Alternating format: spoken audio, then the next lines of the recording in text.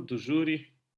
Agora temos o júri completo. O júri completo. Começar, sim. Então vamos começar. Bom, boa tarde a todos e a todas. Obrigados pela vossa presença. Como sabem, estamos aqui no Demo Day do Go to Space Hub, que é um projeto financiado pelo H2020, que a minha colega Ana Vaz vai depois apresentar aqui um detalhe. Temos um Demo Day, portanto temos uma apresentação de 6 projetos, 6 startups do espaço. Há prémios envolvidos, mas sobretudo, eu diria que a intenção geral do IPN sempre, e do nosso ecossistema de inovação, é um apoio num percurso da ideia até ao mercado. E, portanto, temos que ver o dia de hoje como uma peça de um processo que há de continuar. Eu pedi então agora aqui à Ana para falar um bocadinho do GoToSpace. Eu depois vou dizer, digamos, 2 ou 3 coisas só assim mais abrangentes sobre o que é que o IPN anda a fazer nesta área e como é que algumas oportunidades aqui podem ser aproveitadas. Depois, se calhar, ia sugerir, antes de passarmos aos pitches, que houvesse uma breve apresentação também do próprio júri, que as pessoas se apresentassem. Estes momentos, como calculam, para as startups também são um momento importante para conhecerem pessoas importantes do ecossistema, que têm um papel relevante, isso será sempre útil nos seus percursos. E depois passamos à parte importante, que são os pitches. Não é? Muito bem. Agradecer mais uma vez a vossa presença, agradecer em especial a presença do júri. Ana, vamos então saber um bocadinho mais sobre o GoToSpace? Sim, obrigada mais uma vez então por se terem juntado aqui ao nosso Demo Day. Penso que já estão a ver a minha apresentação. Ok, boa. Então, só para deixar aqui esta nota. Só um bocadinho, não sei porquê, não está a andar para frente. Já está, ok. Então, deixar aqui, relembrar aqui um bocadinho a agenda. Vamos ter esta competição de pitch e depois vamos fazer uma pequena pausa para dar tempo ao júri para digerir as apresentações e para deliberar sobre as apresentações. Como vocês sabem, foi divulgado amplamente através das nossas redes sociais do próprio GoToSpace. Temos aqui 6 empresas a concurso, de um grupo de 10 empresas que incubaram nos últimos 9 meses aqui no nosso GoToSpace, no nosso projeto do GoToSpace, uma incubação virtual, e dessas 10 empresas que foram acompanhadas ao longo dos últimos 9 meses, 6 vão hoje apresentar os seus projetos neste evento. Que a minha internet não está a querer colaborar e isto demora um bocadinho a passar. Deixar também aqui o agradecimento aos nossos parceiros do GoToSpace, a esta parceria, e obviamente ao júri, e acho que podíamos passar então a esta parte do júri se apresentar um pouco. Eu vou parar a minha partilha. Peço desculpa, isto é para depois para o nosso...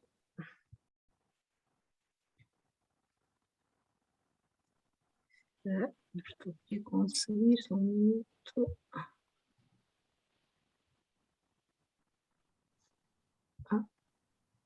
Hoje a internet não está a colaborar. Então pedi ao júri para se apresentar e depois o Carlos Cerqueira volta às rédeas aqui do nosso Demo Day. Muito bem, se não temos uma ordem particular, sendo isto um Demo Day, talvez começar pelos investidores ou Lourdes. É a peça-chave, digamos, de um Demo Day, talvez seja. Obrigada. Primeiro de tudo queria agradecer o convite, é sempre um prazer estar presente nestes eventos. Nós, como uma venture capital que se investe em seed e early stage, portanto eu sou Lourdes Gramacho, da Bind Venture Capital, investimos em empresas, em startups nas fases seed, early stage, e temos neste momento cerca de 35 investimentos ativos. Nós investimos em empresas tecnológicas com ambição de escalar, escalar rapidamente, e nos setores digital B2B, B2C e no que nós chamamos de sustentabilidade, que é uma área abrangente que pode ter empresas transversais, por exemplo, de saúde, como de de energias limpas, etc. Nós somos um fundo ibérico, investimos essencialmente em Portugal e em Espanha, ou em qualquer outra geografia, mas com laços profundos ao ecossistema português e espanhol, ibérico. Isto porque achamos que, como temos um hands-on approach nesta fase precoce do desenvolvimento das empresas, é importante uma certa proximidade cultural com as empresas em que investimos. Penso que numa primeira abordagem será isto, também não sei se uma apresentação da Bind em vez de ser uma apresentação das startups. Obrigado, Lourdes. Eu talvez pedisse agora ao Nuno Monteiro e ao Luís Reis que se apresentassem. Eles estão pela Altice Labs, mas falar aqui também um bocadinho do interesse da Altice nesta área.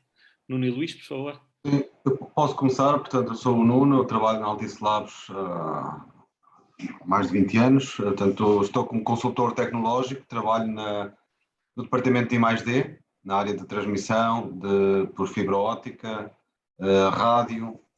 E, portanto, nós também temos algum papel, algum interesse na área do espaço, e também eu estou aqui um pouco por isso, para sondar o que é há no mercado e como é que a Altice Labs, como parte do grupo Altice que opera mundialmente, pode se posicionar nesta área e como pode também colaborar com outras empresas, inclusive startups.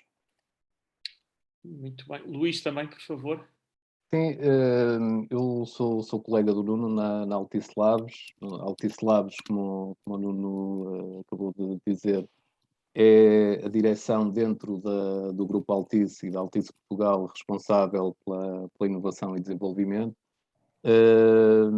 Nesse âmbito, nós estamos mandatados no que diz respeito à questão da inovação para operacionalizar programas de inovação aberta, já numa longa tradição com a academia e com as universidades, e mais recentemente com as startups. Por isso, nós operacionalizamos um programa de inovação aberta com startups, nomeadamente numa perspectiva de business development, de conseguir parceiros que, tal como o Nuno disse, não só na área do espaço, mas noutras áreas como o B2C ou como o B2B, que possam alavancar os nossos negócios e acrescentar valor aos nossos negócios. Porque eu faço parte da equipa que operacionaliza esse programa de inovação aberta, portanto, mantemos aqui um contacto próximo com os parceiros do ecossistema, e daí também esta nossa presença aqui, e agradecer o convite do IPN para podermos estar aqui hoje também convosco. E a intenção é esta, de colaborar no ecossistema e de estar atento ao que acontece, para perceber que possibilidades de parcerias e de negócios em conjunto é que poderemos endereçar com as startups. Muito bem, obrigado, Luís. Talvez agora pedisse à Teresa que se apresentasse da Comissão de Coordenação. Bem, antes de mais eu peço desculpa por não poder ligar a câmara, de modo que posso só ter a minha voz. Eu trabalho de facto na Comissão de Coordenação e Desenvolvimento Regional do Centro. Não vou supor que todos saibam o que isto é, mas rapidamente é um serviço da administração pública que tem várias competências na área do ordenamento do território, do ambiente e também do desenvolvimento regional. Eu trabalho nesta última dimensão. E neste contexto nós desenvolvemos as estratégias de desenvolvimento regional em que procuramos juntar os vários agentes regionais para discutir prioridades, uma estratégia é isso mesmo, e procuramos fazê-lo tendo por referência, ou temos que fazer tendo por referência a NUTS 2 região centro. É, portanto, um território de 100 municípios vasto. Nesse contexto, eu tenho, nos últimos anos, dedicado, sobretudo, à estratégia de especialização inteligente, que passou para quem é cliente, digamos, dos fundos estruturais, porventura, nestes domínios de inovação, investigação e inovação, já se cruzou com este jargão e de facto, nesse contexto, o espaço tem vindo a ganhar importância. Eu acompanho desde o início o projeto ESABIC, em que o IPN é coordenador em termos nacionais. Enfim, não é por isso, mas também por isso percebemos claramente a importância deste setor nas suas várias dimensões para o desenvolvimento da economia, e a minha perspectiva é muito essa. Obviamente, os contributos que empresas que se criam, no caso de startups, nesta área podem, o valor que podem trazer à economia da região. Obrigado, Teresa. Temos também a Ana Seguro, a minha colega do Instituto Pedro Nunes. Ana, obrigado por estares presente e também uma breve apresentação.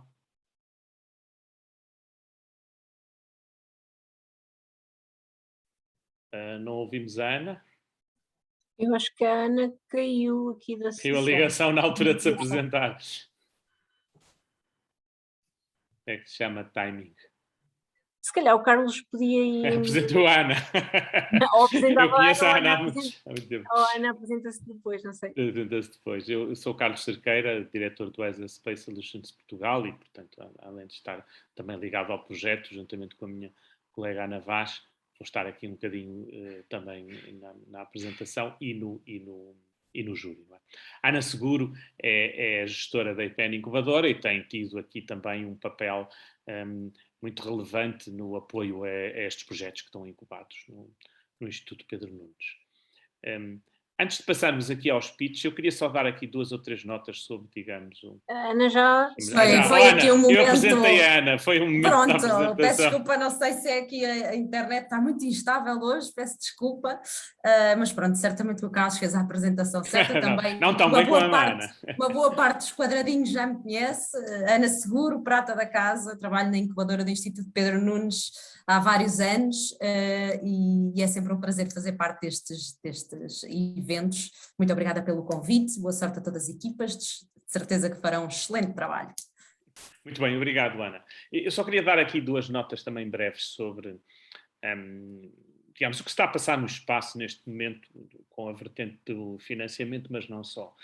O projeto Go to Space faz parte de uma iniciativa da Comissão Europeia que apoiou um conjunto de chamadas ações de coordenação, exatamente para dinamizar o ecossistema de inovação no espaço na Europa. Este é um dos 6 projetos que foi aprovado. O IPN teve também digamos, a oportunidade de coordenar um projeto anterior que já terminou, chamado Astropreneurs. Há mais 4 a decorrer e são, digamos, boas ferramentas para fazer exatamente essa entrada no mercado.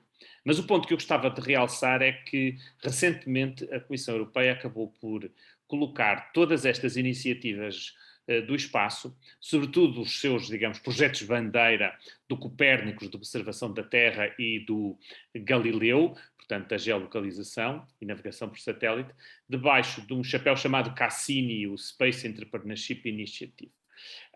O Cassini vai, digamos, dar ainda mais força a este setor na Europa, vai ter mais de 1 bilhão de euros para financiar várias atividades deste género, algumas diretamente às empresas, é importante dizer, outras via indireta através de atores do ecossistema de inovação. Alguns são, digamos, um rearranjo de coisas que já existiam e vão levar uma nova roupagem e uma nova força. Por exemplo, nós recentemente organizamos um hackathon do Copérnicos destinados aos espaços verdes, até alguns dos que estão aqui participaram. Vai acontecer e ocorreu em 6 cidades europeias em simultâneo, vai ocorrer um próximo, alguns ali em novembro.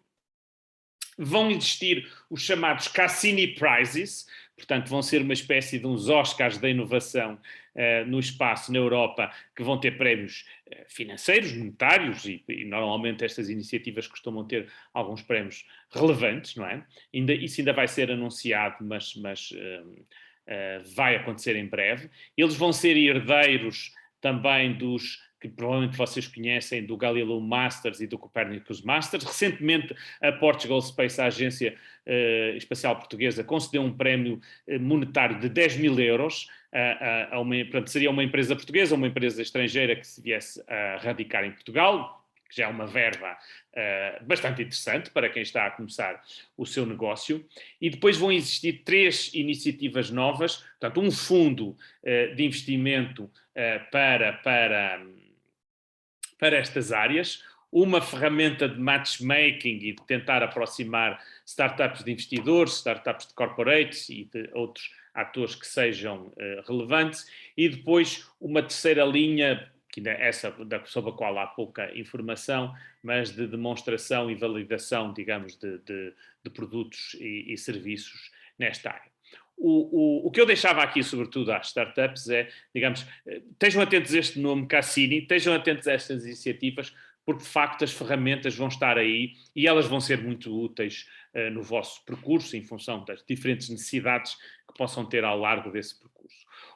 O outro ponto que eu queria dar aqui é vosso conhecido, não é? Portanto, o ESA Space Solutions de Portugal, dar a nota que nós temos, além do ESA BIC, temos aqui 4 incubadas do ESA BIC, vocês conhecem o programa, mas depois temos uma ferramenta cujo uma call está aberta neste momento, que tem sido muito utilizada para as necessidades de financiamento após a incubação no ESA BIC, que é o Spark for Business e igualmente o Spark for Tech, portanto, financia algumas atividades de inovação em períodos mais curtos, 6 meses, que permitem fazer essa continuação das empresas, até, enfim, isto não pode ser para sempre, mas há um período em que, de facto, o chamado Vale da Morte, estas ferramentas são essenciais. Alguns no percurso, as empresas têm que arranjar clientes e investidores e sobreviver pelos seus próprios meios, mas sabemos que há aqui uma parte, digamos, em que os financiamentos públicos têm um papel a desempenhar. O ponto que eu queria, só para terminar esta parte, deixar é que eu creio que todos nós sentimos que há alturas, digamos, em que há alguma conjugação de fatores e as pessoas percebem que um dado setor está a viver o seu momento. Eu diria que este é o momento do espaço. Nós vemos nas notícias, vemos nos investimentos que vão sendo feitos, lemos vários sinais, não é? E vemos que, de facto, há talento, há financiamento, há interesse a concorrer para o espaço. E, portanto, é aproveitar, porque a maré está a nosso favor, passa a expressão, e eu creio que vocês podem perfeitamente ser as pessoas certas no lugar certo e conseguir atingir os vossos objetivos. Só como uma nota de que, de facto, as coisas estão a mexer. Uma breve nota, em várias, não é? O Steve Wozniak, o cofundador da Apple, vai criar uma empresa na área do espaço, anunciou-a cripticamente, sem dar grandes informações, mas a sexta-feira passada, numa conferência no Havaí, é mais uma mostra, não é? Além do Musk, do Jeff Bezos, do Richard Branson e de outros, mais, digamos, uma pessoa importante nesta área da tecnologia a olhar para o espaço. Portanto, eu diria que este momento é o nosso momento. Há que saber aproveitá-lo, como todos os momentos. E, portanto, o momento é mesmo esse para vocês não só aproveitarem, mas, digamos, apresentarem o que têm para mostrar, não é? Quais são os vossos produtos, e por isso é que passávamos então à parte dos pitches. Ana, como Obrigada. É que prosseguimos? Obrigada, Carlos, por esta apresentação, e acho que vamos ao que interessa, são as apresentações, e por isso vou dar a palavra à Catarina Calado, da Ambrósio, que agora vai ter outro nome, questões das marcas, que os nossos empreendedores e empreendedoras já estão habituados a lidar aqui a nível nacional e também europeu, muitas vezes temos essas questões, e pedi à Catarina para partilhar o ecrã. Ok. E muito boa sorte. A Ana controla Obrigada. o tempo, certo? Sim, exatamente, sim. Só um momento, Ana. Temos tempo, estamos em...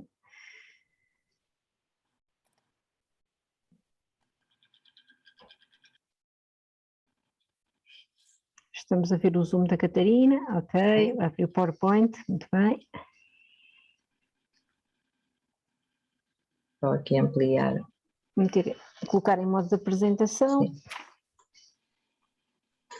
Ok, posso começar então? Boa sorte, claro. Obrigada. Olá, boa tarde. Eu sou a Catarina e venho apresentar o João Ambrósio. Ora bem, há já algum tempo um dos meus filhos, numa das vezes que o meu pai foi buscar à escola, disse-me: olha que o avô é um perigo a conduzir. E esse alerta ajudou-me a tomar consciência de que o meu pai, já na casa dos 80, já não estará nas suas plenas faculdades para conduzir.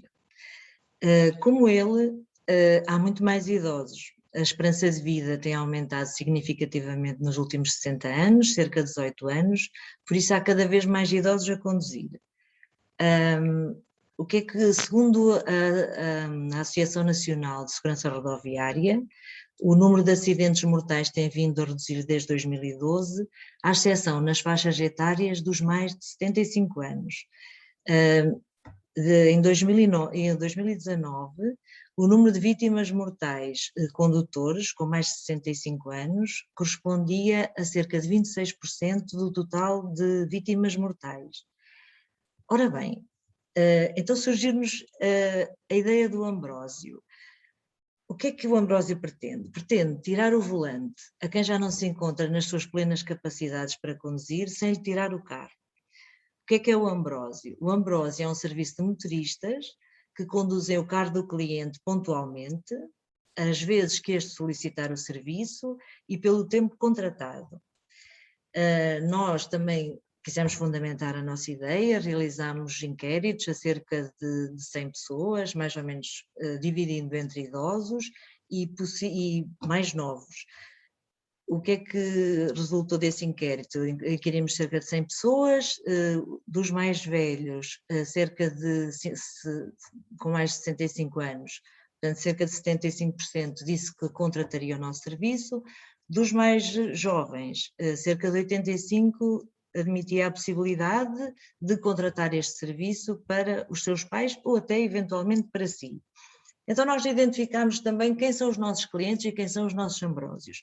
Quem são os nossos clientes? Portanto, são pessoas mais idosas, que já estejam com as suas capacidades de conduzir limitadas, poderão ser os filhos das pessoas idosas, que contratarão o nosso serviço para os seus pais ou familiares, e poderão ser também pessoas que por qualquer motivo se encontrem capacitadas de conduzir. Quem são os nossos Ambrósios? Serão pessoas que têm experiência de condução, que gostam de conduzir, que poderão fazer disto a sua atividade principal, ou então um complemento para um rendimento no final do mês. De que forma é que o nosso serviço é diferenciador face aos outros serviços que identificamos como os nossos concorrentes mais próximos, como a Uber ou os táxis? Portanto, a pessoa mantém o seu carro, mas mantém também alguma autonomia. O serviço é personalizado, é às vezes que a pessoa necessitar e o tempo que necessitar. Pode ser um serviço customizado, o Ambrósio pode acompanhar a pessoa a uma ida ao supermercado, a uma consulta, até uma revisão do carro. Há uma relação mais próxima de confiança e de companhia e é um serviço mais confortável do que se utilizar o comboio ou o autocarro. Ora bem, como é que vai funcionar? Os clientes entram em contato connosco, indicando o local onde se encontram e para onde pretendem dirigir-se e o tempo que prevêem necessitar dos serviços do Ambrósio. Através de uma aplicação que utilizará os dados de satélite, é calculada a rota e o custo desse serviço. O cliente recebe depois uma foto do Ambrósio, o custo da viagem e todas as informações da sua viagem e do serviço.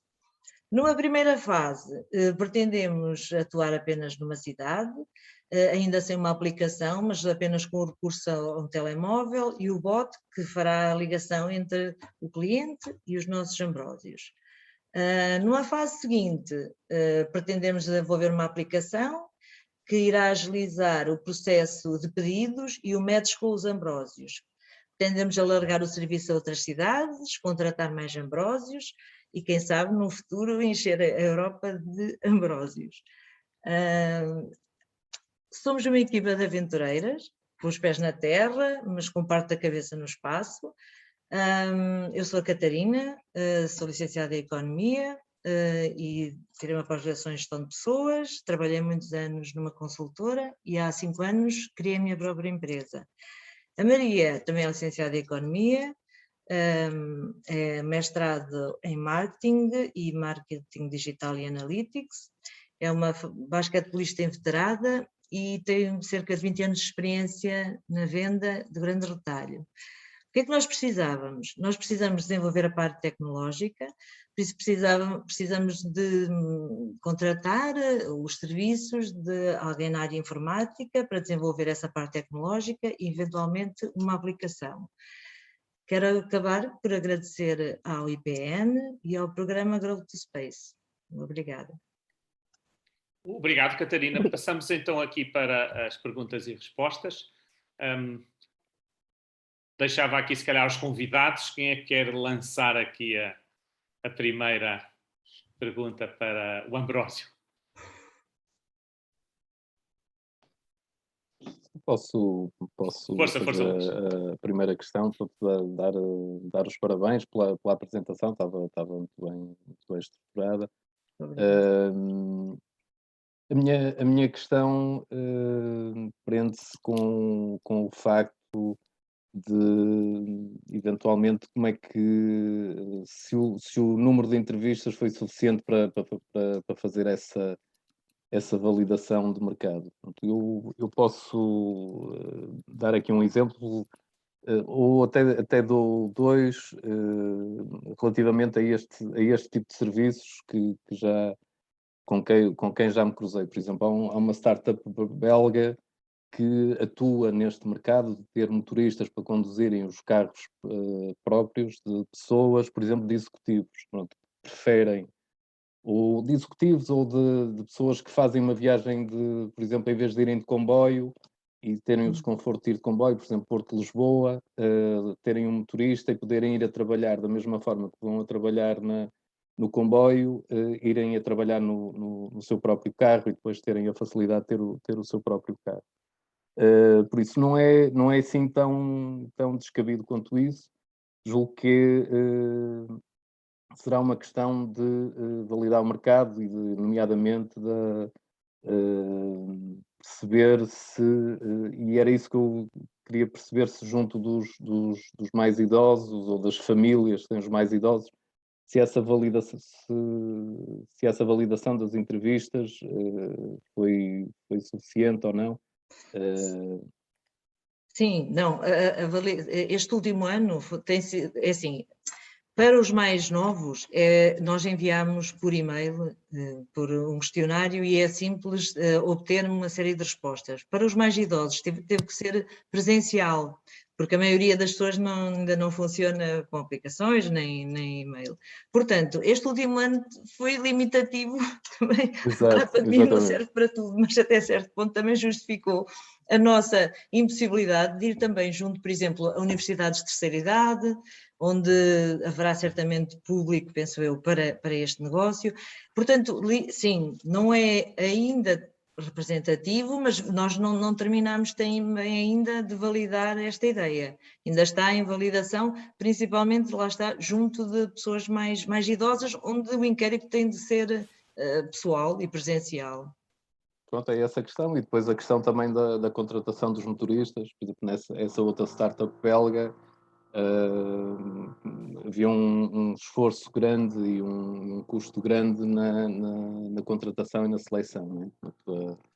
Porque é diferente do serviço do Uber ou do táxi, porque as pessoas aqui vão conduzir a própria viatura. Por exemplo, nessa startup belga tinha um critério de seleção dos condutores bastante apertado, e com alguns custos adicionais que as plataformas normais, como a Uber, não têm, né? Porque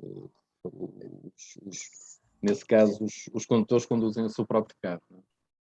Certo, porque aqui, sim, o processo de seleção tem que ser realmente rigoroso, uma vez então, ainda por cima, se a população-alvo, não é, são pessoas de mais idade, essa questão de segurança e confiança é essencial.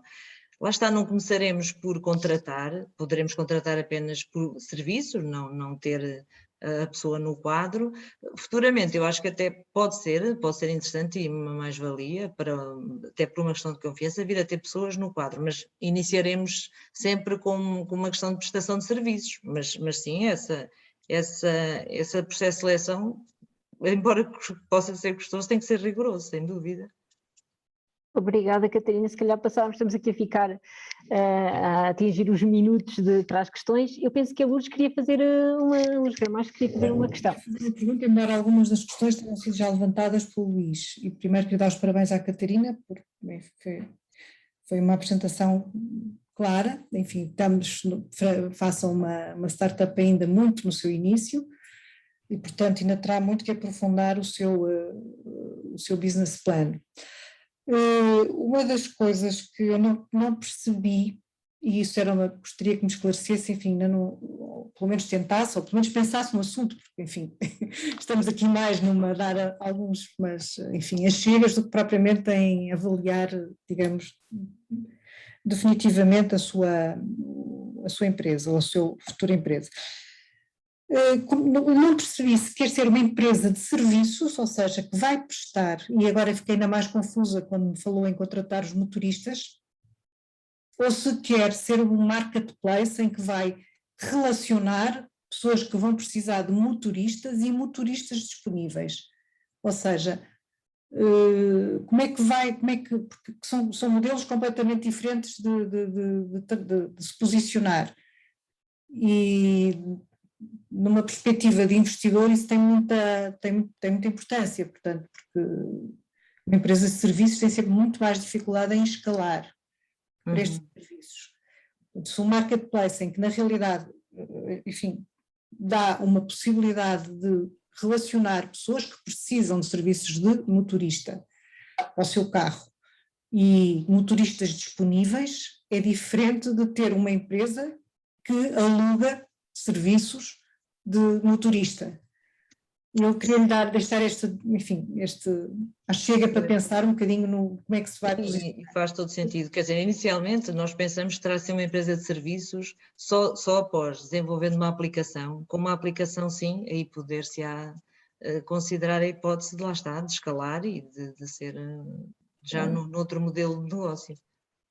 Outra coisa que, enfim, normalmente os investidores veem com muito cuidado é o grupo, os founders, digamos assim, a equipe de gestão.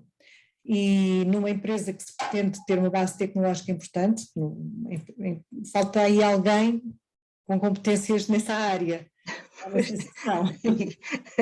E também estamos aqui na call, sim.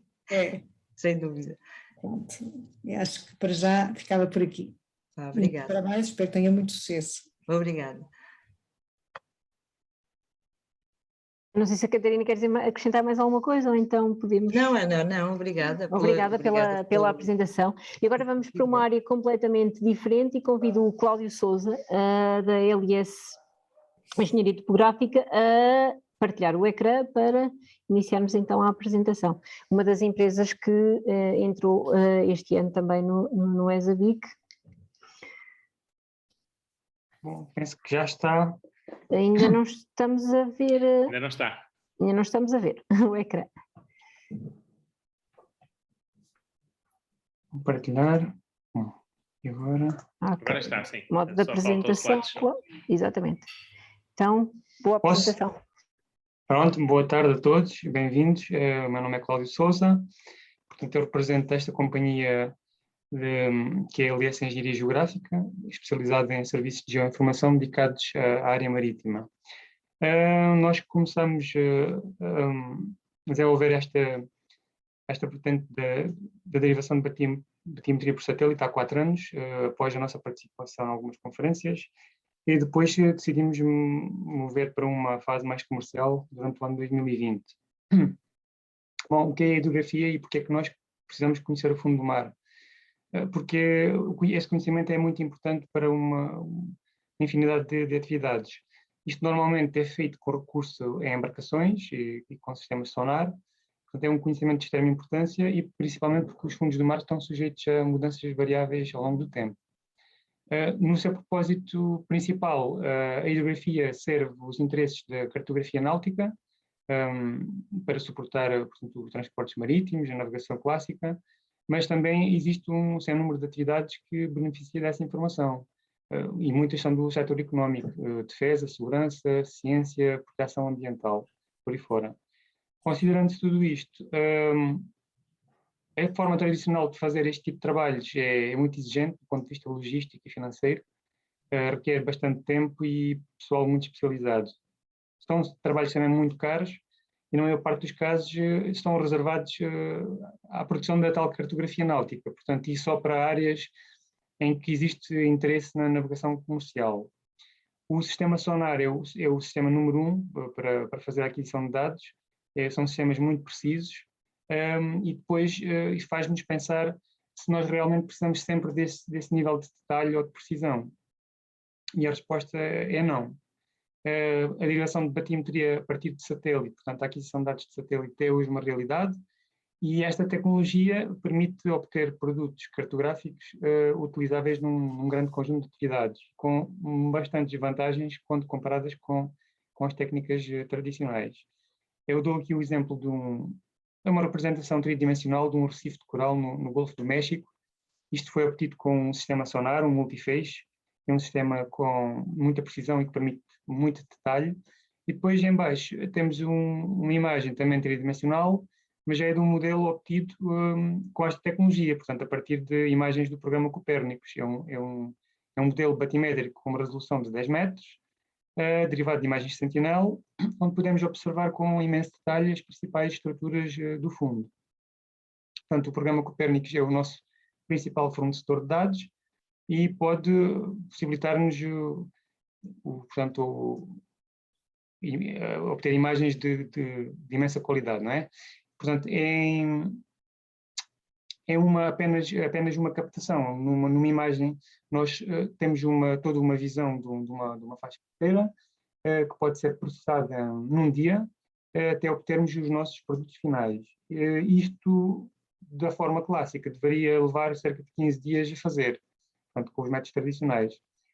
Considerando esta tecnologia e o seu potencial a nível global, podemos destacar a cobertura de grandes áreas costeiras, o período de revisita bastante curto e não há lugar a mobilização de pessoas e equipamentos. Portanto, trata-se de uma tecnologia de baixo custo. Para ultrapassar a questão da resolução espacial do satélite, do programa Copérnicos, nós adaptamos estes conceitos a microcâmaras multiespectrais para instalar em sistemas de voo autónomo e são utilizados no terreno sempre que existem necessidades muito especiais ou projetos com características que exijam níveis de detalhe muito superiores. Partindo para a abordagem do mercado, nós fizemos uma identificação dos principais concorrentes, por acaso são muito poucos, existem 2 empresas a nível internacional, mas operam em setores bastante elevados da indústria e praticam preços também bastante elevados. Nós, inicialmente, pretendemos entrar pela Península Ibérica e já com parceiros com quem temos contacto já há bastante tempo e com que participamos noutro tipo de trabalhos.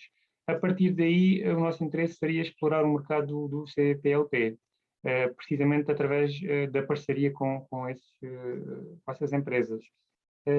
Nomeadamente no setor da engenharia de projetos, consultoria, obras marítimas e dragagens marítimas, portanto são estes os clientes, Ministérios de Ambiente e Delegações, administrações portuárias e institutos hidrográficos desses países. Está bem, os nossos parceiros atualmente temos instituições do Estado com quem temos alguns protocolos e contratos para a prestação de serviços no setor empresarial também algumas empresas que atuam no mercado internacional, a quem já vendemos alguns produtos e que serão, portanto, os parceiros ideais para nos fazer também entrar no mercado estrangeiro, onde eles, inclusive, têm operações permanentes. Finalmente, em termos de valor, portanto, pode dizer que é uma tecnologia inovadora associada a serviços muito específicos que nós fazemos no terreno, nomeadamente o manuseamento de equipamentos hidrográficos e topográficos para validação dos dados de satélite. Portanto, temos essa vertente muito operacional de terreno, essa capacitação e essa prontidão para agir em qualquer local. Como companhia de menores dimensões ou menor estrutura, também temos a capacidade de ser mais competitivas a nível do preço. Eu passo a apresentar a equipa. Nós temos a sede em Faro, a equipa multidisciplinar muito focada na geomática. A minha especialidade é a hidrografia da Escola Naval, e depois os outros colegas são basicamente da área das ciências informáticas, desenvolvimento de software e áreas de informação geográfica. Depois temos também a Sónia, que é a pessoa que está neste momento mais ligada com o que é a gestão de empresas e a gestão de negócios da empresa. E pronto, e termino por aqui a minha apresentação, dizendo apenas que todo o benefício que se pode retirar deste tipo de eventos, pois seria nomeadamente aplicado na nossa estratégia de marketing internacional, na nossa abordagem em mercados estrangeiros, porque a parte de técnica nós podemos considerar que já estamos num nível até bastante avançado e com alguma capacidade de prontidão. Obrigado. Obrigada, Cláudio.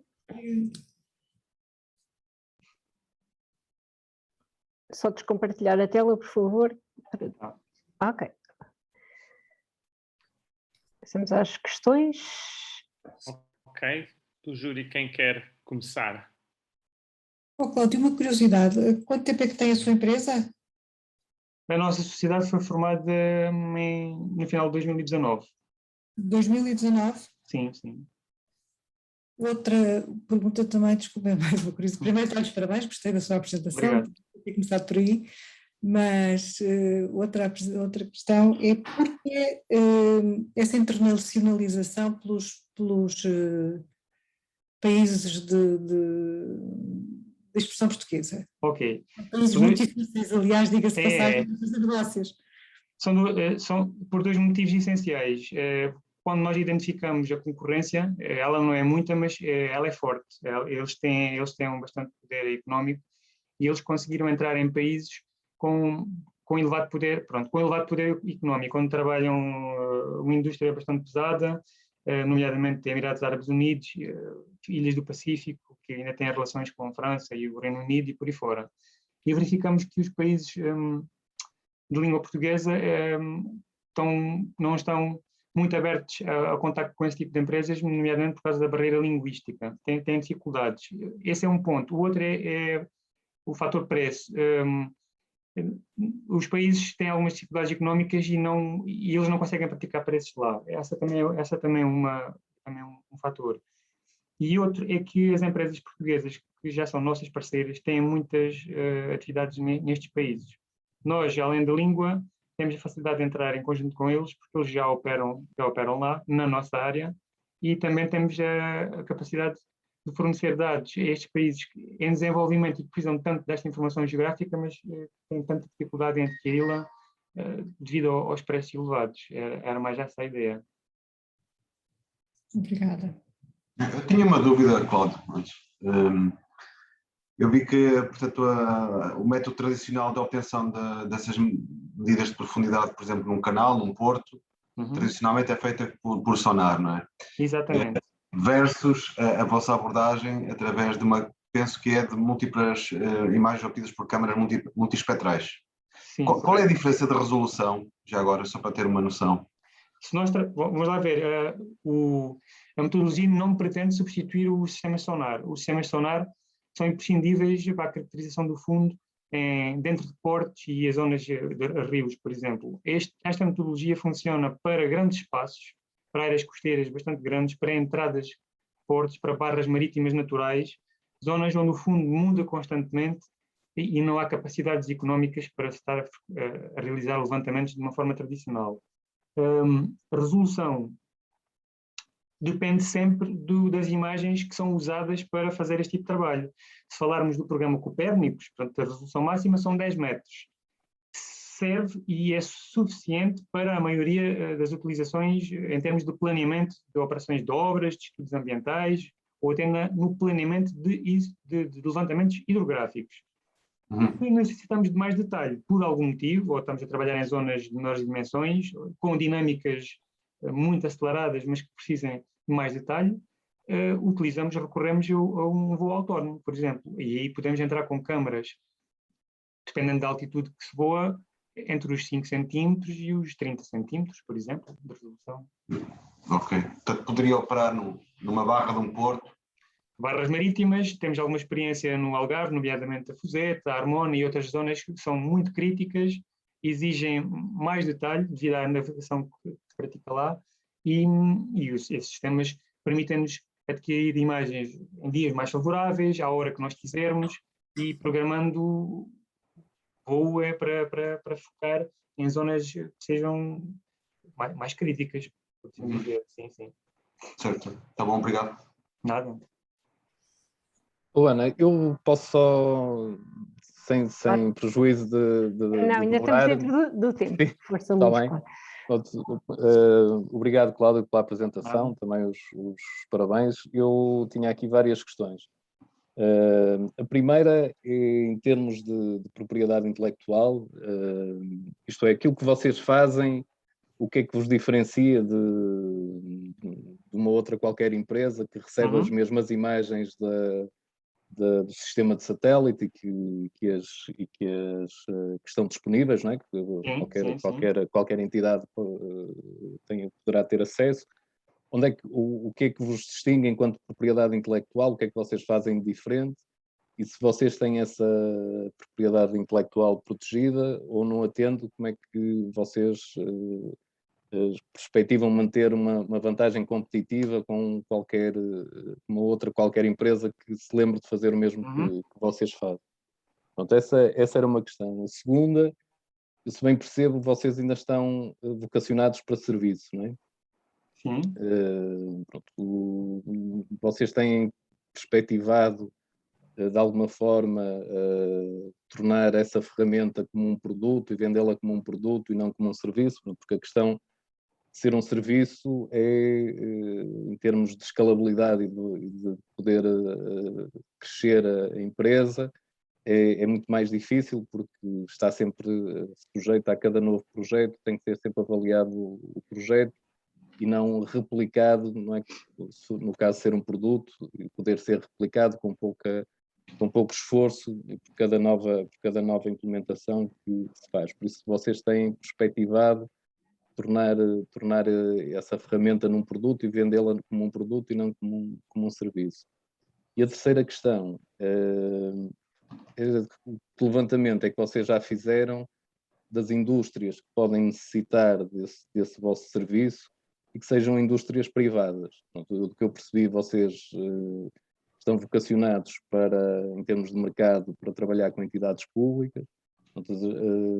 Entidades públicas, o ciclo de venda e o processo de venda é mais difícil do que no mercado privado, e não sei se indústrias que trabalham na área do mar é que indústrias privadas e não entidades públicas é que poderão necessitar do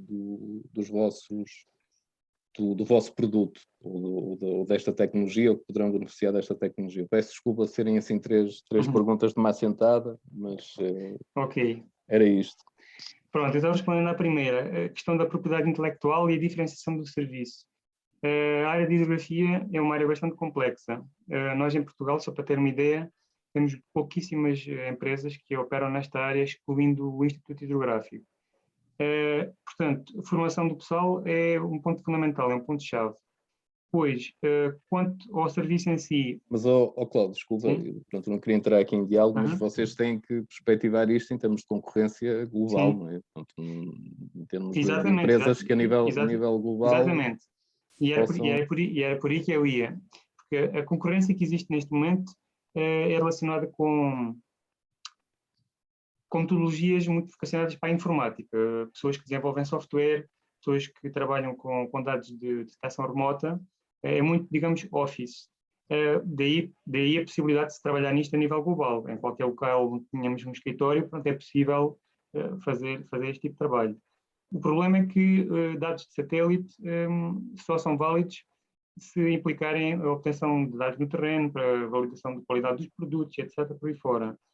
É aí que eu digo que entra a parte de campo, porque é imprescindível para validar qualquer produto e manter a sua qualidade ao longo do tempo. Portanto, o que acontece aqui é que nós temos uma equipa que tanto trabalha na parte de informática, no desenvolvimento de ferramentas de software, como tem a capacidade para trabalhar no campo em qualquer parte. Pronto, esse é um ponto. O outro tem a ver com propriedade intelectual. Portanto, existem pouquíssimas ferramentas para trabalhar nisto.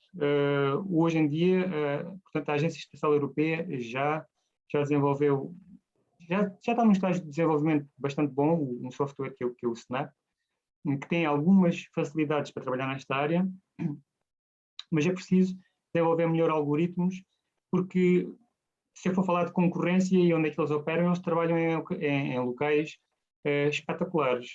Água cristalina, onde se vê o fundo numa fotografia, são os autênticos oásis de trabalho sem dificuldades nenhumas. E esta metodologia tem limitações, nomeadamente a nível da turbidez. Portanto, tem zonas em que existe mais partículas dentro da água, que é o caso da costa portuguesa, da costa espanhola, das costas africanas. Esta metodologia não funciona tão bem. E em Portugal, tanto a nossa empresa como a nível do Instituto Hidrográfico, nós temos colaborado no desenvolvimento de algoritmos que sejam mais robustos para trabalhar em zonas mais difíceis. Essa é uma capacidade diferenciadora. A nível de propriedade intelectual, não, porque isto não é propriamente uma patente, é uma forma de se trabalhar, tem que se avaliar os dados caso a caso e aplicar as técnicas e as ferramentas que nós achamos que são oportunas no momento. Pronto, são, digamos, que é o segredo da profissão, não propriamente um produto que se possa patentear. Pois, capacidade de fornecer serviços ou produtos. Quando fornecemos um serviço, ele é específico ou é talhado à medida para um determinado cliente que quer uma determinada zona, com uma determinada extensão e uma determinada especificidade. Mas como as imagens de satélite têm capacidades de cobertura bastante grandes, o que é que acontece? Nós, sempre que trabalhamos numa imagem, aproveitamos todos os dados para arquivo e posterior, portanto, colocação num geoportal, onde essa informação vai ficando disponível ao longo do tempo. É isso entre portanto, o conceito de produto, que é das zonas que temos disponíveis, haver a possibilidade de um cliente entrar no nosso site, fazer uma visita e verificar se há dados para esta zona, posso descarregá-los, posso comprá-los. A ideia de serviço é essa. Obrigada, Cláudio. Peço desculpa. Okay. Obrigada, Cláudio. Estamos aqui já a queimar um bocadinho de tempo. Depois, se for necessário, também podemos entrar em contato se houver essa necessidade. Eu ia pedir para passarmos à próxima apresentação. Vou dar aqui o palco ao Ricardo, da matéria. Ricardo, se quiseres compartilhar o teu ecrã, por favor. Olá. Ok. Boa tarde. Só compartilhar aqui a tela. Então, boa tarde a todos. O meu nome é Ricardo Carmona, sou fundador da Matério e nós começámos a Matério com um objetivo e com uma missão muito clara.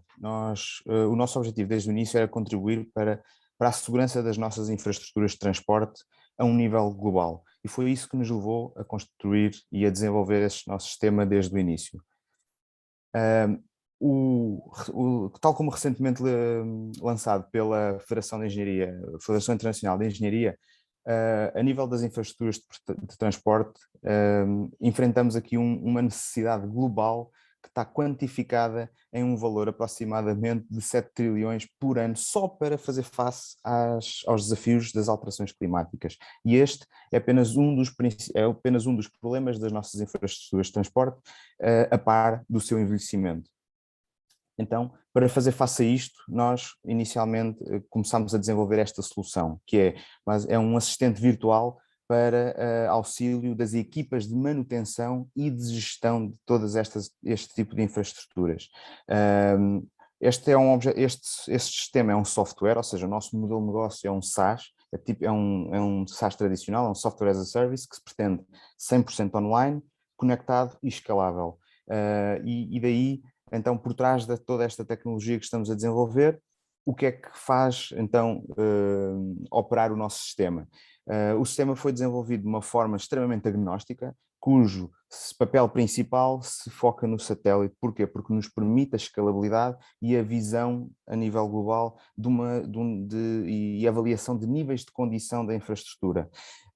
Complementar a isto, entram os dados de sensores in situ, relatórios de inspeção, relatórios de equipas técnicas, relatórios de equipas do terreno, todas as informações, no fundo, que possam ser analisadas com a nossa plataforma e com os algoritmos que estamos a desenvolver para a análise dos dados.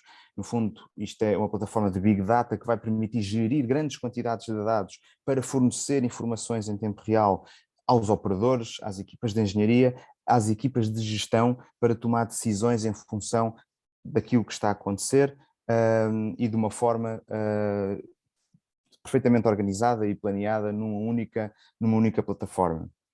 E porquê é que nós queremos a inteligência artificial? No fundo, primeiro, gerar cenários de degradação e previsão de tarefas de manutenção e fornecer planos de manutenção otimizados. Isto para quê? Para nos permitir levar e ir ao encontro daquilo que são os objetivos do desenvolvimento sustentável. Estender o tempo de vida útil das nossas infraestruturas, garantir a segurança de todos os utilizadores e fazer face, como é óbvio, a todas estas alterações climáticas que cada vez são mais imprevisíveis e com efeitos mais devastadores. Para isso, precisamos de soluções de previsão mais eficientes e mais escaláveis do que aquilo que temos hoje em dia. E então é aqui que o nosso sistema, a nossa ferramenta, no fundo, vem contribuir para desenvolver infraestruturas mais eficientes e sustentáveis. O mercado onde nos inserimos é um mercado em franco crescimento, dentro de um mercado que por si é gigante, que é o mercado da construção, mas aquilo que nos interessa realmente é a atração e a adoção de novas tecnologias por parte de um mercado que nós chamamos milenar, não é? É um mercado extremamente implementado, com técnicas, algumas bastante ancestrais, chamemos-lhe assim, mas que demonstra agora uma grande vontade de inovar, de trazer inovação e de consumir inovação acima de tudo, que é o que nos interessa, e os indicadores são bastante interessantes. Ao nível de crescimento da adoção de técnicas de monitorização, análise de dados, novas tecnologias, cresce a um ritmo bastante interessante, alcançando já um valor de aproximadamente 4 bilhões de euros, só aqui entre os mercados América e Europa, o que nos deixa, como é óbvio, sempre com algum interesse e com expectativas bastante boas para o futuro. A nível de tração, nós atualmente já implementamos pilotos com as duas empresas de referência no nosso país, nomeadamente a Brisa e a Infraestruturas de Portugal, onde estamos a implementar a nossa tecnologia. Temos também já pilotos a decorrer no Brasil com as duas principais operadoras de ferrovia, uma delas a maior da América Latina, e já temos algumas expressões de interesse, nomeadamente leads, basicamente em grandes países, um pouco por toda a Europa, e neste caso, e até ali já com algumas expressões de interesse vindas da Índia, por ser um país muito vasto, com grandes infraestruturas e extremamente envelhecidas e com um impacto muito grande ao nível de alterações climáticas nos últimos anos. O que nos deixa também sempre com muito boas previsões para olharmos para o futuro com bastante confiança. Melhor do que isto, são só mesmo os nossos resultados, ou seja, o feedback dos nossos clientes que já testaram a nossa tecnologia e hoje em dia já nos permitem apresentar a nossa solução como uma solução de referência na implementação e detecção de danos, ou seja, na gestão deste tipo de infraestruturas, permitindo também ganhar a confiança e continuar a crescer de uma forma sustentável, permitindo-nos também afirmar que o futuro está aqui, o futuro é agora e nós estamos aqui para o fazer acontecer. Muito obrigado. Obrigada, Ricardo. Não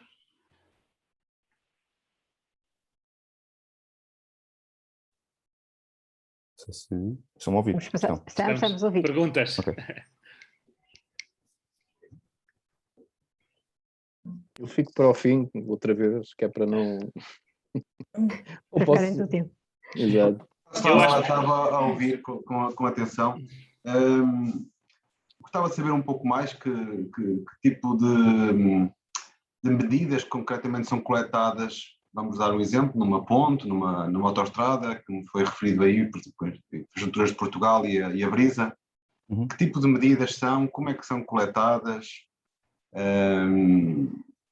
e o que é que isso difere das medidas e da forma tradicional de coletar esses parâmetros? Sim, esse é o principal diferenciador, é exatamente a diferenciação relativamente aos processos que estão implementados atualmente. Ou seja, atualmente todas estas informações são coletadas por equipas no terreno, que são armazenadas num servidor, de cada um da sua forma, ou seja, existem relatórios, existem implementações que estão standardizadas, ou seja, todos estes processos de recolha de informação até já estão de alguma forma uniformizadas pelas normas vigentes, porque é um mercado bastante regulado.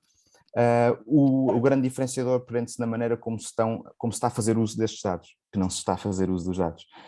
E um dos grandes problemas é, no caso da recolha de informação por parte de equipamentos, de sensores e de todas as tecnologias que estão implementadas, tem a ver com a dificuldade de fazer integração de toda esta informação. Este foi logo foi o nosso primeiro foco de atenção, foi resolver a questão da integração dos dados.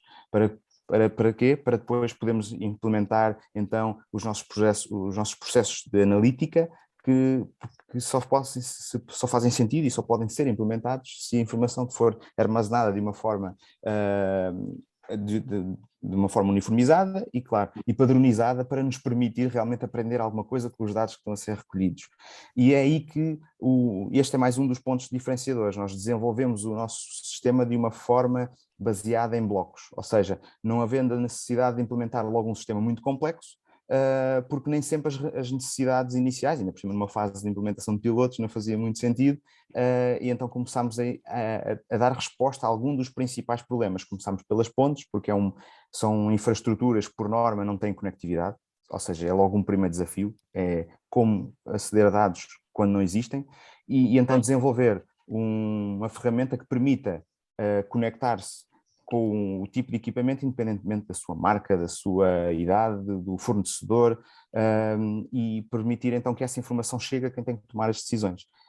Este foi o primeiro elemento diferenciador. E depois, a principal dificuldade que tem sido identificada por parte dos operadores e destas empresas com quem nós temos abordado, é como trazer a informação do terreno para sistemas de gestão de informação integrados.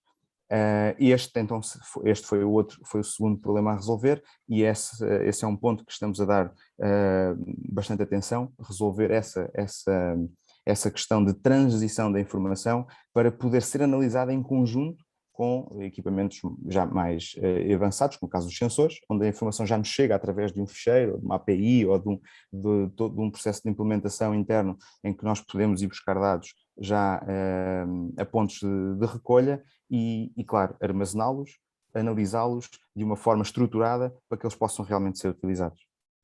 Só colocar uma questão rápida na sequência disto. De quem é a posse dessa informação, dos dados? É vossa, é do cliente? Vocês são fiéis depositários? Falou numa plataforma de Big Data, ela vai podendo ser robustecida pelo conjunto de dados que vão podendo beneficiar? Sim, os dados são sempre do cliente. Nós garantimos sempre que os dados ficam em posse do cliente. Para garantir toda a questão da fiabilidade dos dados e segurança da informação, nós estamos a trabalhar neste momento com a Amazon, ou seja, todos os processos de armazenamento dos dados é feito de acordo com as normas que eles têm definidas para proteção dos dados, garantia da qualidade do seu armazenamento e de todo o seu processo de storage, neste caso. Mas os dados, em último caso, ou seja, estão sempre em posse dos nossos clientes. Nós fazemos basicamente o que definimos são contratos de permissão de análise da informação, mas os dados são sempre do nosso cliente, não ficam em nossa posse, ou seja, nós analisamos a informação, mas os dados estão sempre disponíveis para o cliente em qualquer altura. Obrigada, Ricardo. Se calhar passamos então, para equilibrarmos aqui em termos de tempo para todos os projetos, vamos passar à próxima apresentação e peço ao Pedro Rezende, da AU, para partilhar o ecrã. Boa tarde a todos e obrigado pela oportunidade. Eu vou partilhar aqui o ecrã, então quando tiverem a ver, digam-me, por favor. Ok, é só colocares em modo de apresentação. Muito bem. Podes começar, obrigado. Estou aqui a apresentar a OWL, que significa Our Watch Leads, e somos uma startup que está a usar a tecnologia satélite e estamos a democratizar o acesso a essa tecnologia para uma série de setores, como vamos ver assim.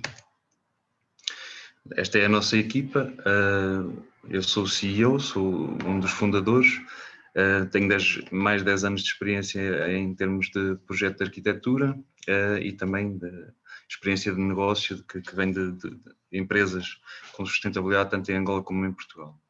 O Eduardo Godinho é engenheiro aeronáutico e é o CEO e é um perito em Deep Learning.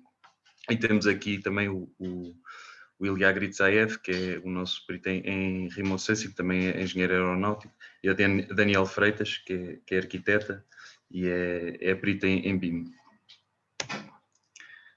No fundo, o que nós pretendemos ser é uma one-stop shop para a melhor inteligência artificial aplicada aos produtos que são derivados da tecnologia satélite de observação terrestre. Na nossa loja online, os nossos clientes poderão selecionar a sua área de interesse e comprar uma análise que pode ser desde a análise do impacto ambiental, analisar a topografia, umidade no solo e até deixar também uma provocação ao Ricardo e à matéria. Também fazemos o que eles fazem. Ainda não fazemos a batimetria, mas é uma questão de tempo, também iremos fazer. No fundo, o nosso foco foi dominar a tecnologia e dominar também não só o processamento dos dados satélite, mas a automatização desse processamento e a automatização da entrega dos dados satélite através da nossa loja online e para além disso, também a questão de conseguirmos democratizar o acesso para uma série de setores que, no fundo, iremos perceber à frente. Só a título de exemplo, por exemplo, isto para a agricultura, a questão da umidade à superfície do solo, permitiu-nos não só ver a quantidade de água que tínhamos à superfície, mas também de forma indireta acertar nos locais onde havia já furos de água feitos. E também atingir também a topografia no local de intervenção. Aqui é a temperatura à superfície terrestre e, mais uma vez, reforçar a questão da automatização. Isto é tudo feito de forma automática, em que não só temos a visualização dos dados, como também a análise estatística e a entrega da análise estatística dos dados. Aqui a classificação do uso de solo, no caso é da Lausanne, perto de Coimbra, em que aplicamos Machine Learning e Deep Learning, no fundo, para classificar automaticamente a diferenciação entre edifícios residenciais, comerciais, industriais, vegetação alta, vegetação baixa ou estradas. Isto tudo, mais uma vez, feito de forma automática. Aqui, como a matéria mostrou, já é na base da interferometria. Estamos a analisar as deslocações verticais. Isto pode ser um produto muito importante na questão da análise dos solos também, sobretudo em países em que o solo é uma questão que influencia a estabilidade das fundações, não só dos edifícios, mas também das infraestruturas. Como também já se referiu, o mercado da construção emprega sempre muita gente, estamos sempre a falar de bilhões de euros e crescimentos anuais positivos, sendo que a nossa estratégia será precisamente utilizar o networking que já existe tanto em Portugal como em Angola e depois começarmos a expandir para outros países europeus e outros países africanos, ou no caso de países que falem a língua portuguesa. No fundo, a nossa estratégia para entrar no mercado está a ser desenvolver estudos piloto para mostrarmos que a tecnologia funciona para estes vários sectores e automatizar este processo para que haja escalabilidade para vendermos a outros clientes que tenham as mesmas necessidades. Por comparação, nós costumamos dizer que não tem que ver, não é só os dados satélite que estão aqui em questão, mas é a inteligência artificial que nós aplicamos, a maneira de tratar os dados e no fundo, adequar a estes mercados que falamos.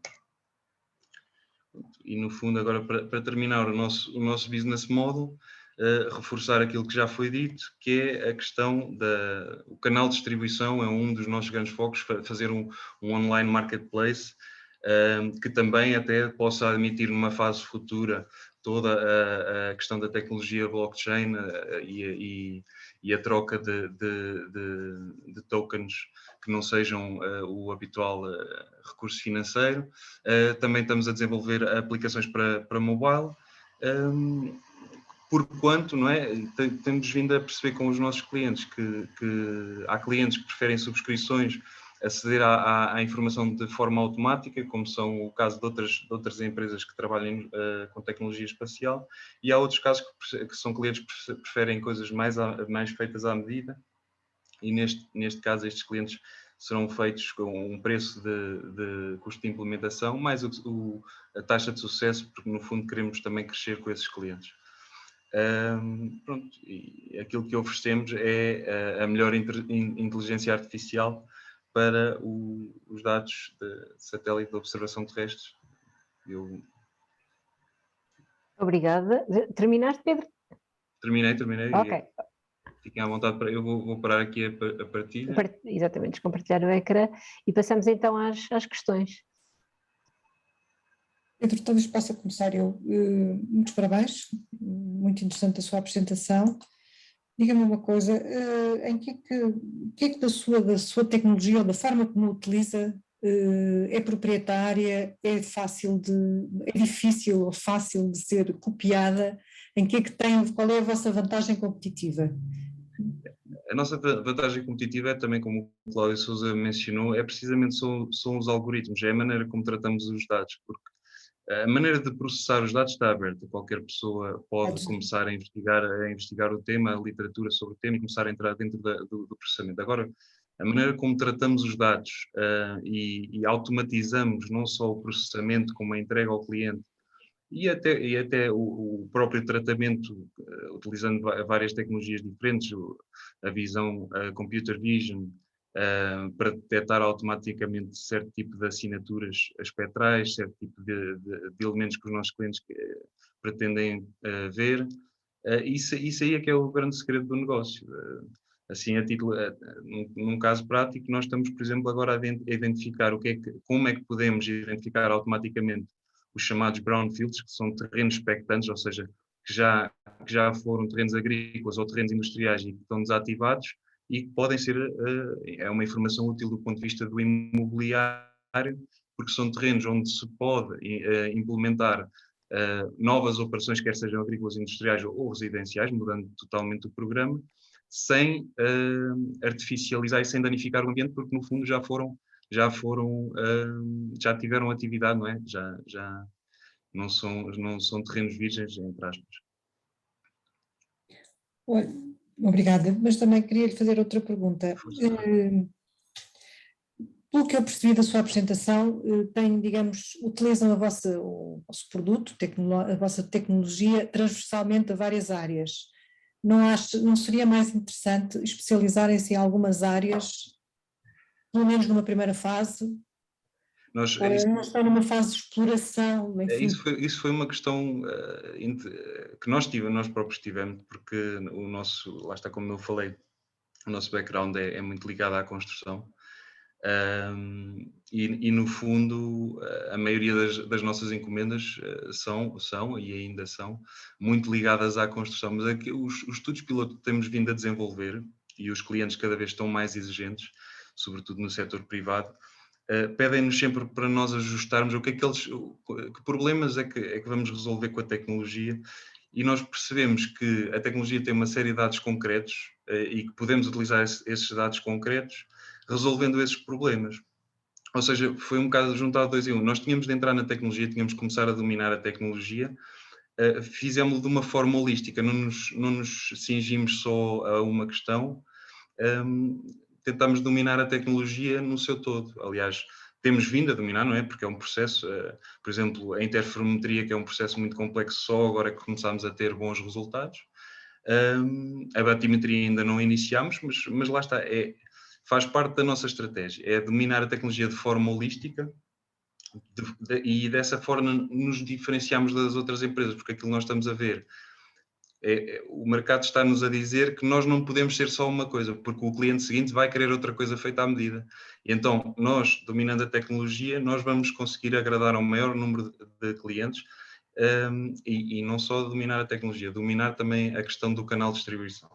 O canal de distribuição permitir que a informação seja acedida tanto de forma automática através de uma API, como através de produtos mais personalizados e feitos à medida, como aqueles que mencionei, é fundamental. E, nesse sentido, para responder objetivamente à pergunta, o mercado está-nos a dizer que não podemos ser específicos, senão não vamos ganhar muito dinheiro.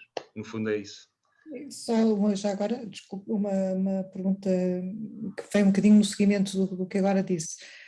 Portanto, digamos que não é uma tecnologia plugin, ou seja, uma pessoa acede à sua plataforma, utiliza, tem desenvolvimento, não é? Ou está a ter muito desenvolvimento exatamente porque estão a utilizá-la em várias áreas diferenciadas.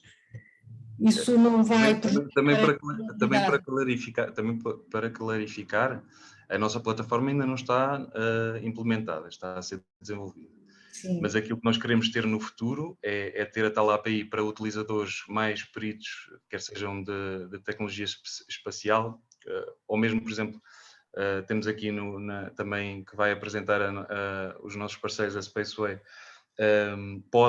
Empresas ligadas ao espaço podem ligar-se à nossa API e usar os nossos dados, sem sequer dialogar connosco. No fundo, essa API permite isso, depois será cobrado uma subscrição, dependente daquilo que eles pretendem aceder.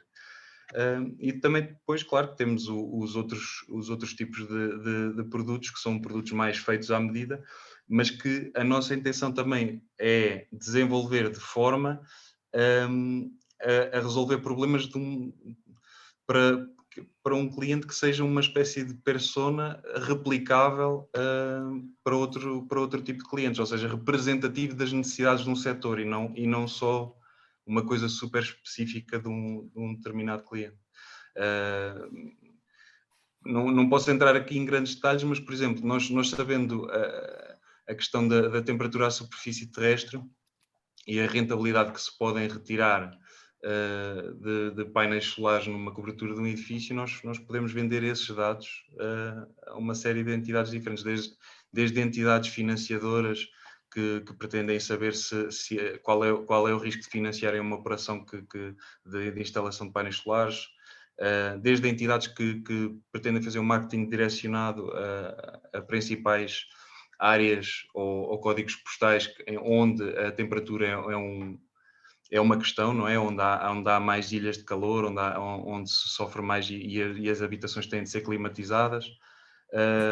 Pronto, ou seja, nós no fundo estamos a conseguir levar estes estudos piloto para que sejam representativos das necessidades do setor. E no fundo trazer escalabilidade a estes estudos piloto que estamos a desenvolver.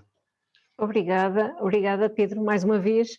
Eu imagino que o nosso júri tivesse mais questões, mas vamos ter de passar à próxima apresentação. Queremos manter aqui isto um pouco equilibrado em termos dos projetos. E agora vou trocar para o inglês porque o nosso próximo projeto é o Guillaume, com o seu projeto Resilis. Hi Guillaume, now I give you the floor. Hi everyone. Can you present? Can you share your screen, please? Sure, of course.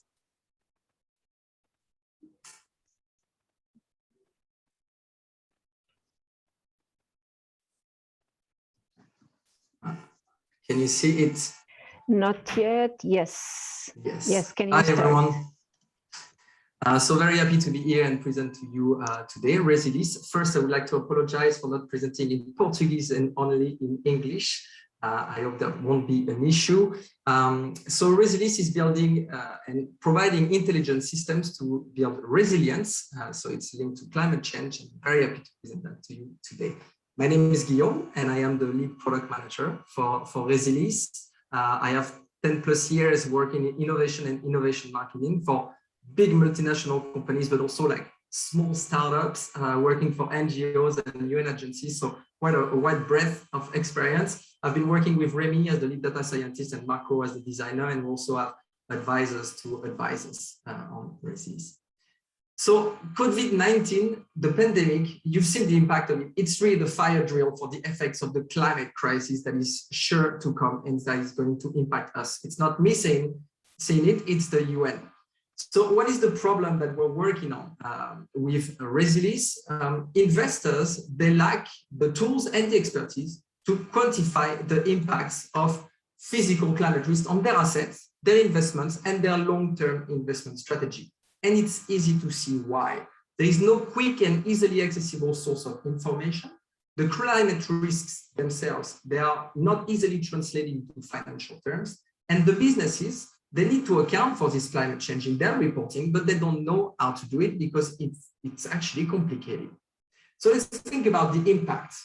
So you have the climate hazards, and they're becoming more and more prevalent. You can see from the news, like we've seen the flooding this summer in Germany, like the wildfire in Portugal, in Spain, in Greece. So droughts and heat waves. So you have the climate hazards that translate into physical impact for the assets and the investment.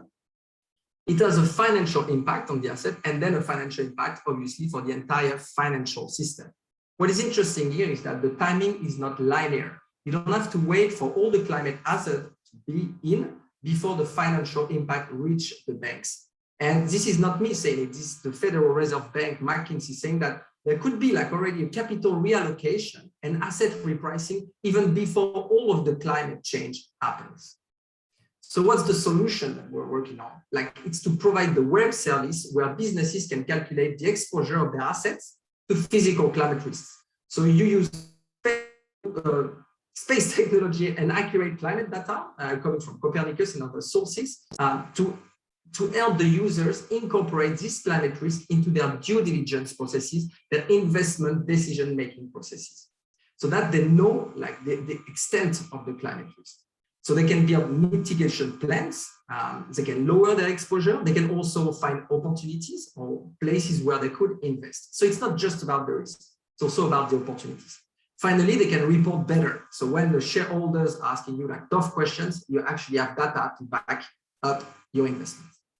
So the product, some might say it's as easy as 1, 2, 3. So the very first step on the product is you just input a few information on your asset, an address, a postcode, GPS coordinates, and then you calculate. So the algorithm will provide you with a score on a few climate risks being like the most damaging, the most costly for the businesses. Droughts and heat waves, floods, sea level rise, coastal erosion, wildfires, and all of that just instantly in a web as a web service. If you want more, you can download the custom report that is automatically generated with a benchmark on the region. What is the exposure on the particular assets or the particular geographic location? In terms of go-to-market strategy, like we're tapping into the B2B market first, and the type of businesses that are interested to Resilis, like our banks, because they need to make credit decisions all the time, and they need to lower the default rate. That's their KPI. Insurance companies we've been talking to see that as a way to, as an opportunity to find clients that are less risky. So that it's a good thing to assure them because they're not actually going to cost them much money.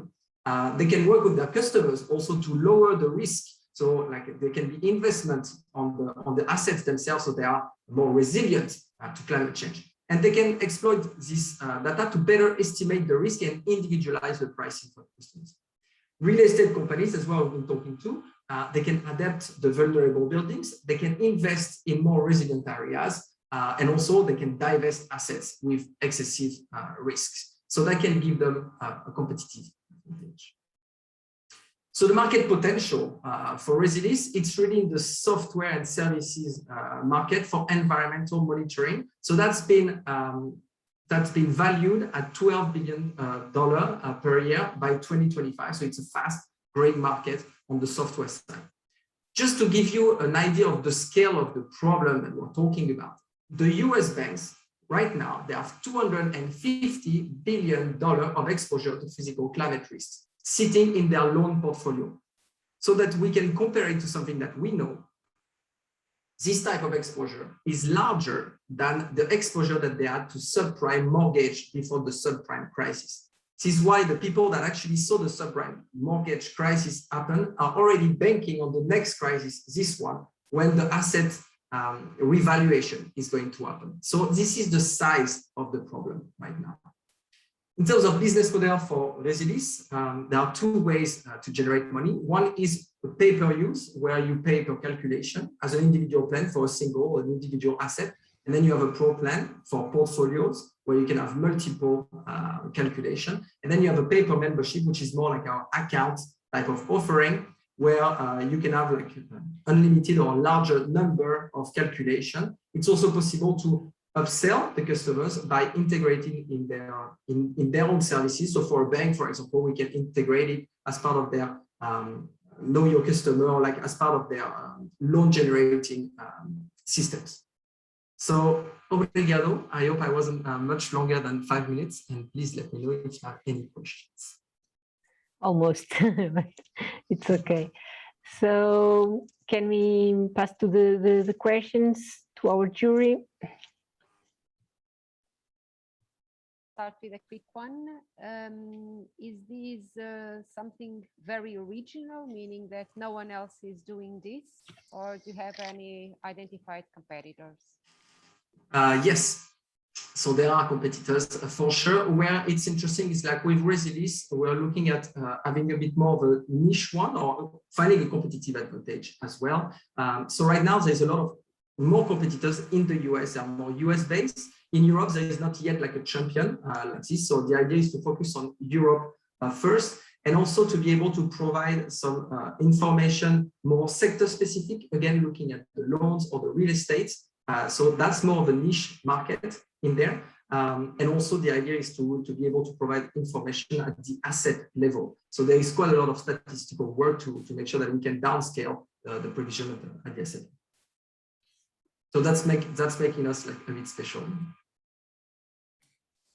How far is your technology developed? Do you have already any kind of pilots going on? Any kind of you mean like running with some customers right now? Yes. No, this is also why, like, basically we have identified like all the data that we're going to be using. Like, what we need is to work on the first version of it. So we have the design, we have the mock-up, we have told to the customers that have shown some interest. Now what we need is actually like to build the very first version of it. So we have a mock-up that is working, but it is not yet working on all the data that we have identified. May I ask a question? Sure. Hi, Luis. How do you, for that score, what kind of data do you deal with? I guess you deal with the data that come from the satellites, but I guess you will use other kind of data, and where will you get it from? That's the one question. The other one is if there's a standard for this kind of score. Okay, my question is the credibility of the score, and how you compare to, let's say, to competitors, because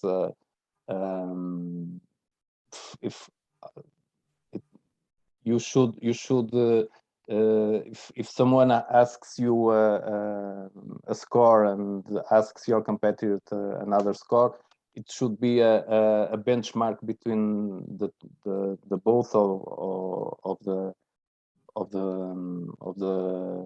suppliers. So how does it be handled by this industry, I would say? So the first one is where do you get the data from, aside from the satellites, and the other one is how can I be sure of your score, and how can I compare it if I ask another company the same score? How I'll benchmark the two of the suppliers. Thank you. So a lot of the climate data, you're right, like, some of it is satellite observation. So it comes from Eurocodex. Basically, like, it's taking climate projections, it's taking satellite observation data, it's taking reanalysis, and all of this data, like, is actually on the Copernicus data store right now. So the idea is to bring all of this together to create this score. So the data is there. It's both like climate projections from different models, and the idea is to take different, as you're talking about uncertainty, to take data from different models to be able, like, to mix it together so we reduce the uncertainty. So this data we have already identified. For example, wildfire, if you want to project, like, the wildfire, you have to take satellite observation, but also like data sets on the change of the temperature in the future for the investment period that you're looking at. So all this data, like, is there, and I'm working with engineers, like, that actually know how to read this data better than me. But this is how, like, we can compute those scores. Now, in terms of benchmarking with other solutions out there, each calculation is going to give you, like, a slightly different thing. It's a bit like the climate data model, right? Like, the models, like, they're going to have, like, different provision because of the way they're set up. So the algorithm of Resilis is going to give one score. The idea is to tap onto, like, the best data out there, like, to make sure that, like, we are as accurate as possible. Now, it's never going to be completely foolproof, right? We don't have a crystal ball. We cannot tell you exactly what the future is. But if we base our analysis on, like, the best data available out there, now, like, I'm confident that we can benchmark properly, like, with the rest of the industry. So it's never going to be a 100% foolproof, but we're confident in our algorithm. Thank you. Thank you very much, Guillaume, for your presentations and for clarify the questions of the jury. Now we move again to Portuguese, para dar aqui a palavra à Spaceway. Paulo, olá, podes então partilhar o teu ecrã? Claro que sim. E vamos dar início à última apresentação da tarde.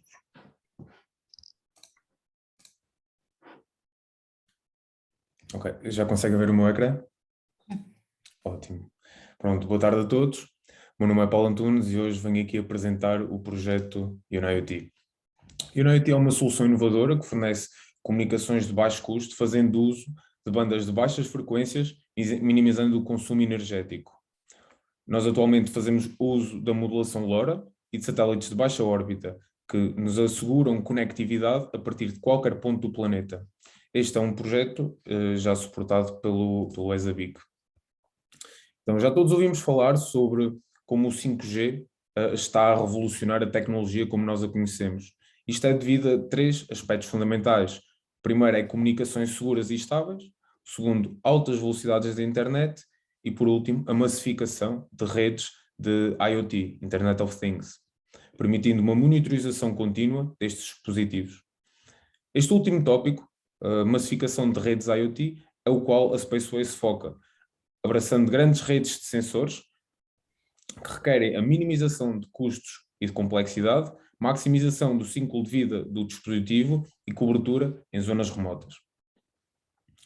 Estes são cenários presentes em mercados como agricultura de precisão, manutenção preditiva no setor energético, entre outros mercados.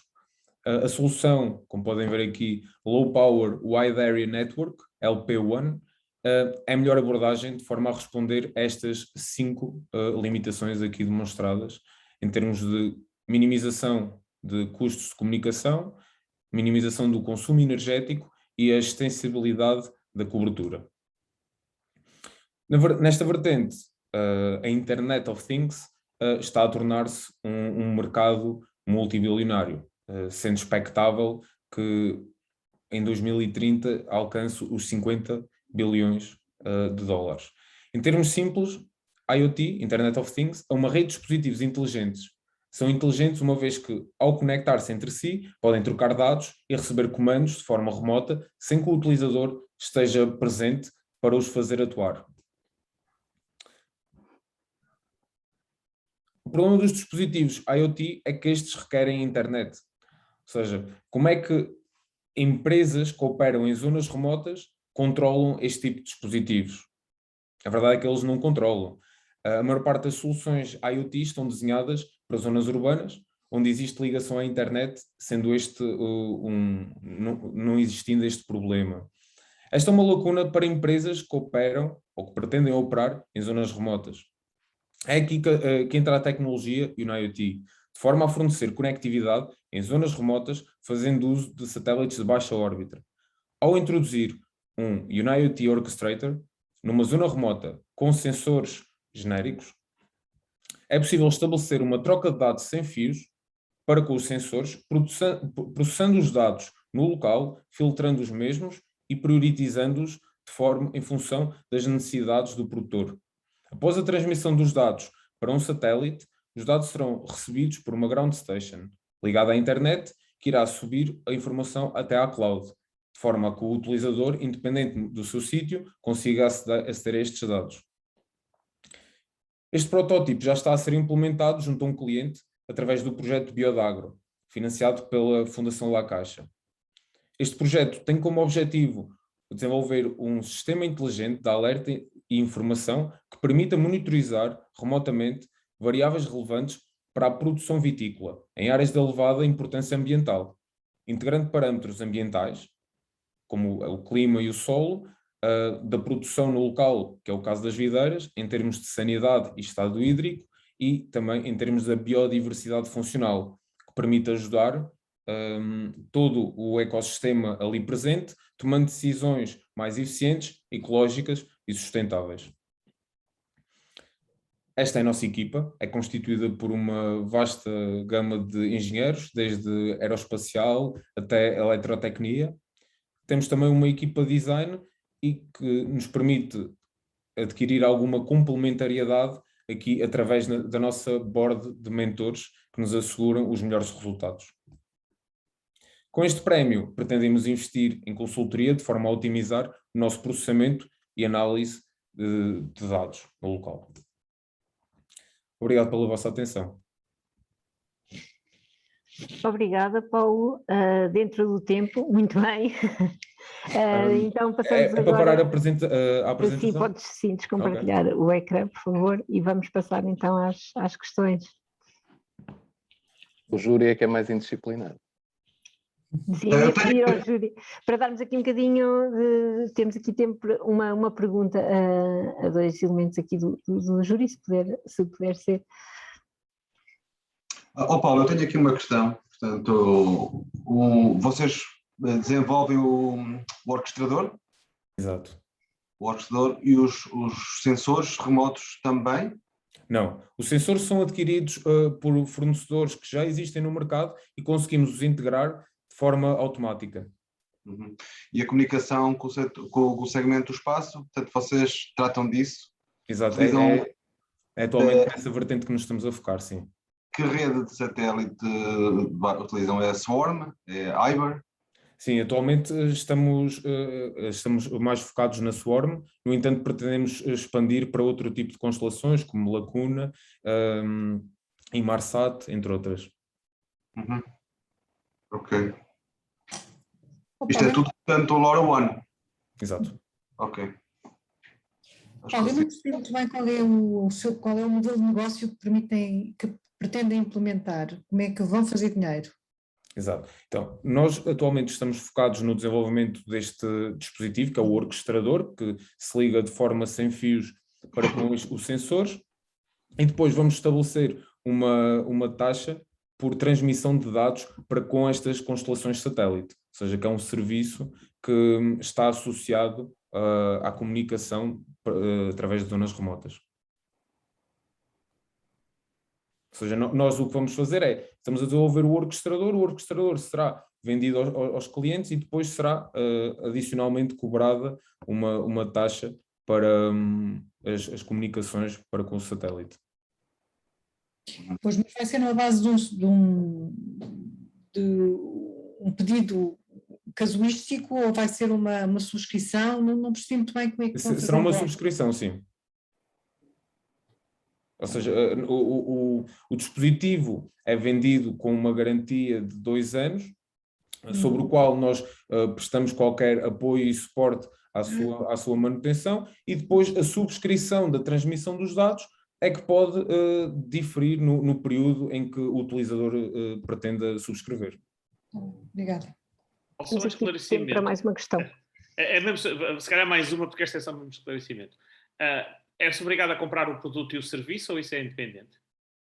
Se quiser, se for para transmitir através de satélite, é necessário adquirir o serviço de telecomunicações. No entanto, podemos também, caso não seja uma zona completamente remota e seja possível instalar um género de uma gateway, em que também permita comunicações LoRaWAN, também fazemos o serviço de telecomunicações completamente terrestres. No entanto, a proposta de valor visa a implementação dos satélites, uma vez que pretendemos abranger estas zonas remotas em que muitas das vezes não têm este tipo de vantagem. Ok, obrigado. Toda a coleta dos dados e toda a disponibilização dos dados é feita através do quê? Do Things Network ou é outra plataforma vossa? Atualmente estamos a trabalhar através da Things Network, sim. Things Network, ok. Muito obrigada ao júri. Acho que podemos fechar aqui esta ronda de questões. Agradecer também aos participantes e parabenizar os participantes do Demo Day, que entre várias startups que estiveram no programa de incubação, se destacaram aqui nestas apresentações. Antes daqui da nossa colega Daniela enviar o júri para a sala. Eu não sei se o júri já está aí para a sala. O júri já está a começar a ir, mas diga, Ana, por favor. Ia só pedir à Ana Seguro, que tem lidado com muitas empresas, lida todos os dias com muitas empresas, quer deixar aqui algum comentário aos participantes do Demo Day. Já foi, Ana, já não. Já foi, à vinda. Quando voltarmos, então. Exato. Então vamos fazer o seguinte: o júri vai agora reunir, vamos fazer uma pausa para o coffee break. Estamos aqui 5 minutos atrasados, não será crítico. Portanto, eu sugeria por volta das 4h20.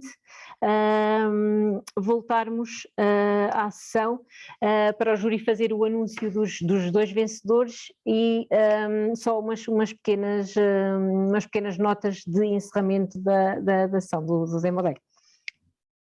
Ok, até já. Até já. Até já.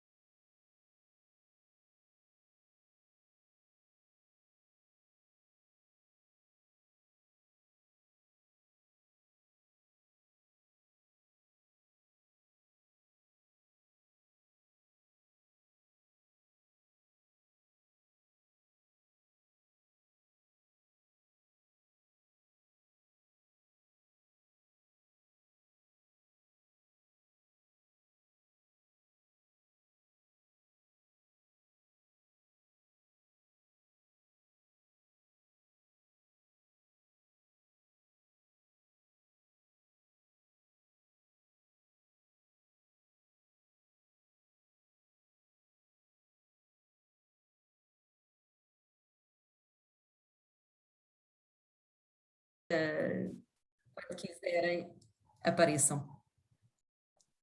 Obrigada.